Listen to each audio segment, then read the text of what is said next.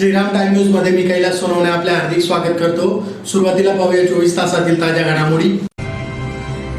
चाळीसगाव चौफुलीजवळ असलेल्या साहिल हॉटेलच्या पाठीमागील एका मोठ्या प्लॅस्टिकच्या गोदामास अचानक आग, लाखो रुपयांचे नुकसान। शिरपूरच्या कृषी मंडळ अधिकाऱ्यास लुटणाऱ्या रिक्षा चालकास स्थानिक गुन्हे अन्वेषण शाखेच्या पथकाने मुद्देमालासह केले जेरबंद। मध्यवर्ती बस स्थानकात नुकत्याच झालेल्या काँक्रिटीकरणाच्या कामाचे आमदार चंद्रकांत रघुवंशी यांच्या हस्ते करण्यात आले लोकार्पण। शिवतीर्थाजवळ ज्येष्ठ नागरिक संघाच्या कार्यालयात विश्वस्तांची कार्यशाळा संपन्न। आणि शिरपूर येथील आबा चौधरी यांच्या मानाच्या रथाचे धुळ्यात जोरदार स्वागत। आता बातमीपत्र विस्ताराने। धुळे शहरातील मुंबई आग्रा महामार्ग क्रमांक 3 वरील चाळीसगाव चौफुलीजवळ असलेल्या साहिल हॉटेलच्या पाठीमागील एका मोठ्या प्लास्टिकच्या गोदामास अचानक आग लागून लाखो रुपयांचे नुकसान झाल्याची घटना मंगळवारी दुपारी घडली। धुळे शहरातील मुंबई आग्रा महामार्ग क्रमांक 3 वरील चाळीसगाव चौफुलीजवळ साहिल हॉटेलच्या पाठीमागे असलेल्या एका प्लास्टिकच्या गोदामास अचानक आग लागल्याची घटना मंगळवारी दुपारी 3:45 वाजेच्या सुमारास घडली। यात सुदैवाने कोणतीही जीवितहानी झाली नसली तरी लाखो रुपयांचे नुकसान झाले आहे। आग कशामुळे लागली याची अद्याप माहिती मिळू शकली नाही। याबाबत अधिक माहिती अशी की शहरातील मुंबई आग्रा महामार्ग क्रमांक 3 वरील चाळीसगाव चौफुलीजवळ असलेल्या साहिल हॉटेलच्या पाठीमागे एक मोठे प्लास्टिक गोदाम आहे। या गोदामामध्ये मोठ्या प्रमाणावर प्लास्टिकच्या वस्तू विक्रीसाठी आणून ठेवलेले आहे। मंगळवारी दुपारी 3:45च्या सुमारास गोदामाला अचानक आग लागली। यावेळी परिसरातील आजूबाजूस राहणाऱ्या व्यक्तींनी तात्काळ अग्निशमक दलासह पोलीस प्रशासनाला माहिती दिली। अग्निशमक दलाचे बंब त्वरित घटनास्थळी दाखल झाले। पाण्याचा मारा करून आगीवर नियंत्रण मिळवण्यासाठी प्रयत्न सुरू होते। या भीषण आगीमध्ये लाखो रुपयांचे नुकसान झाल्याची माहिती समोर आली आहे। मात्र ही आग कशामुळे लागली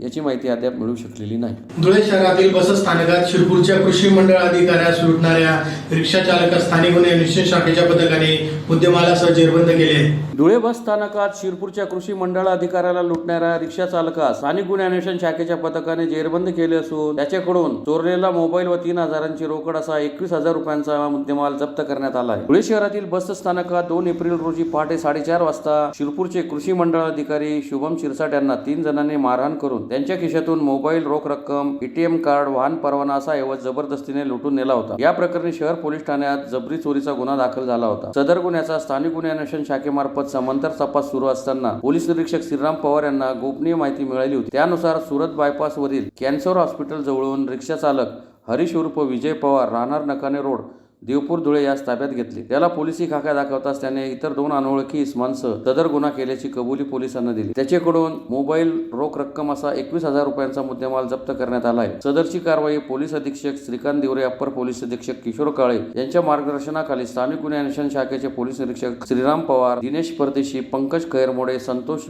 हिरे, प्रशांत चौधरी, महेंद्र सपकाळ, हर्षल चौधरी, सुनील पाटील, विवेक वाघमोडे आदींनी केली। 2 एप्रिल रोजी पहाटे 4:30 वाजता शुभम संतराम शिरसाट राहणार शिरपूर हे मंडळ कृषी अधिकारी आहेत शिरपूर येथे। हे त्यांचं काम आटोपून पहाटे 4:30 वाजता घरी जात असताना त्यांना रस्त्यामध्ये अडवून अज्ञात इसमाने त्यांचे पैसे, मोबाईल व इतर वस्तू काढून घेतलेल्या होत्या। त्याप्रमाणे त्यांनी धुळे शहर पोलीस स्टेशन येथे गुन्हा दाखल केला होता। सदर गुन्ह्याचा समांतर तपास करत असताना स्थानिक गुन्हे शाखेच्या पथकाला गोपनीय माहिती मिळाली। हरीश उर्फ विजय पवार हा रिक्षा चालक आहे आणि तो नकाने रोड येथे राहतो। याने हा गुन्हा केल्याचे तपासात निष्पन्न झाले। त्याला ताब्यात घेतले। विश्वासात घेऊन विचारपूस केली असता त्याने गुन्हा केल्याची कबुली दिली व गुन्ह्यामध्ये लूटमार केलेले मोबाईल, रोख रक्कम व इतर जे काही सामान होतं ते त्याने पंचांसमक्ष काढून दिलेलं आहे। सदर आरोपी व मुद्देमाल धुळे शहर पोलीस स्टेशनच्या ताब्यात देऊन पुढील कारवाई करीत आहोत।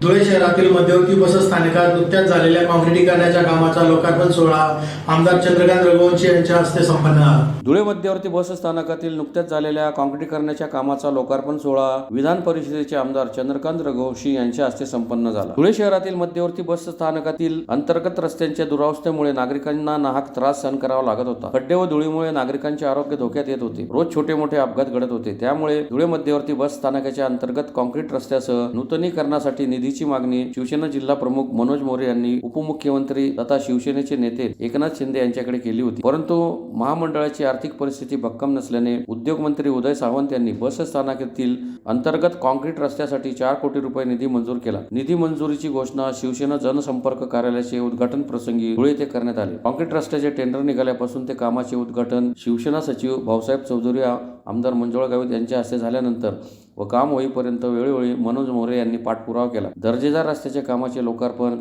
आमदार चंद्रकांत रघुवंशी यांच्या हस्ते करण्यात आले. यावेळी माजी सहसंपर्क प्रमुख हिलाल माळी, जिल्हा प्रमुख मनोज मोरे, महानगर प्रमुख संजय वाले, एसटी महामंडळाचे आगार व्यवस्थापक पंकज देवरे, मनोज पवार, राष्ट्रीय कर्मचारी सेनेचे पदाधिकारी भोला सगरे, मनोज गवळी, हेमंत साळुंके, बंडू पाटील, संजय नंदवारकर, अजय बागुल, बापू ढेकळे, दीपक नागापुरे, दिगंबर खैरनार, गोविंद पाटील, राष्ट्रीय कर्मचारी सेनेचे सर्व पदाधिकारी तसेच औद्योगिक वसाहतीचे अभियंता गावित, वृंदावन कन्स्ट्रक्शनचे व्यवस्थापक अमोल वाघमारे, बस स्थानक येथील व्यापारी शंकर महाजन, बटू जिरापुरे, किशोर पालेकर, भगवान बडगुजर आदी उपस्थित होते.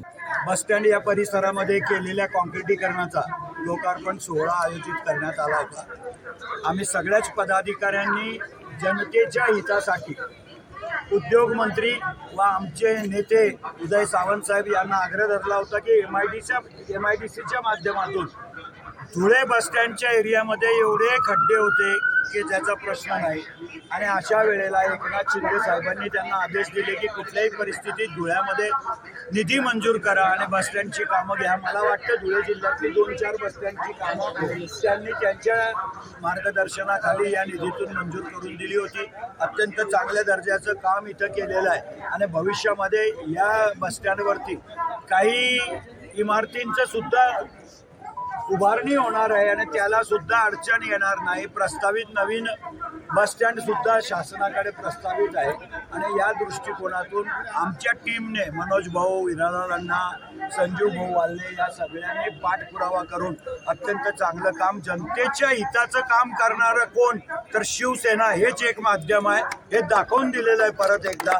आणि सगळ्यांनी या कार्यामध्ये सहकार्य केलं त्याबद्दल मी सर्वांचे मनापासून आभार मानतो. धन्यवाद. सार्वजनिक न्यास नोंदणी कार्यालय व धुळे जिल्हा धर्मदाय वकील संघ यांच्या संयुक्त विद्यमाने धुळे शहरातील शिवतीर्थजवळ ज्येष्ठ नागरिक संघाच्या कार्यालयात मंगळवारी विश्वस्तांच्या कार्यशाळेचे आयोजन करण्यात आले होते. मुख्यमंत्री महाराष्ट्र राज्य यांच्या निर्देशानुसार 100 दिवस कृती आराखडा अंतर्गत धर्मदाय आयुक्त महाराष्ट्र राज्य मुंबई व धर्मदाय सह आयुक्त नाशिक विभाग नाशिक यांच्या मार्गदर्शनाखाली सार्वजनिक न्यास नोंदणी कार्यालय व धुळे जिल्हा धर्मदाय वकील संघ यांच्या संयुक्त विद्यमाने शहरातील शिवतीर्थजवळील ज्येष्ठ नागरिक संघाच्या कार्यालयात विश्वासांच्या कार्यशाळेचे मंगळवारी आयोजन करण्यात आले होते. कार्यक्रमाच्या अध्यक्षस्थानी धर्मदाय सह आयुक्त धुळे विवेक सोनुने उपस्थित होते. निरीक्षक धम्मपाल इगवे यांनी प्रास्ताविकात माहिती दिली. त्यानंतर विश्वस्तांचे अधिकार आणि कर्तव्य जबाबदारी याबाबत ॲडव्होकेट देवेंद्र कुमार शिरोडे यांनी मार्गदर्शन केले. सार्वजनिक न्यास नोंदणी कार्यालय अर्ज करताना घ्यावयाची दक्षता याबाबत ॲडव्होकेट विश्वनाथ देशमुख यांनी माहिती दिली. अंदाजपत्रक व लेखापरीक्षण अहवाल मार्गदर्शन ॲडव्होकेट दिलीप मिस्त्री यांनी केले. धर्मदाय रुग्णालय योजना मार्गदर्शन निरीक्षक धम्मपाल इगवे यांनी केले. संस्था नोंदणी अधिनियम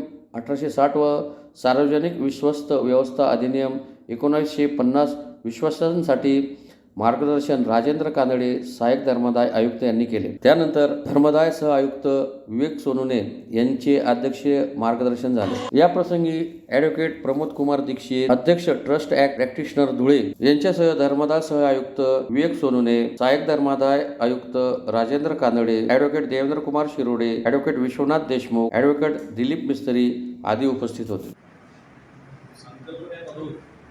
दिलेल्या निर्देशांचा महाराष्ट्र राज्यातील सर्व शासकीय निमशासकीय कार्यालयांसाठी 100 दिवसांचा एक कृती आराखडा माननीय मुख्यमंत्री महोदयांनी तयार केलेला आहे.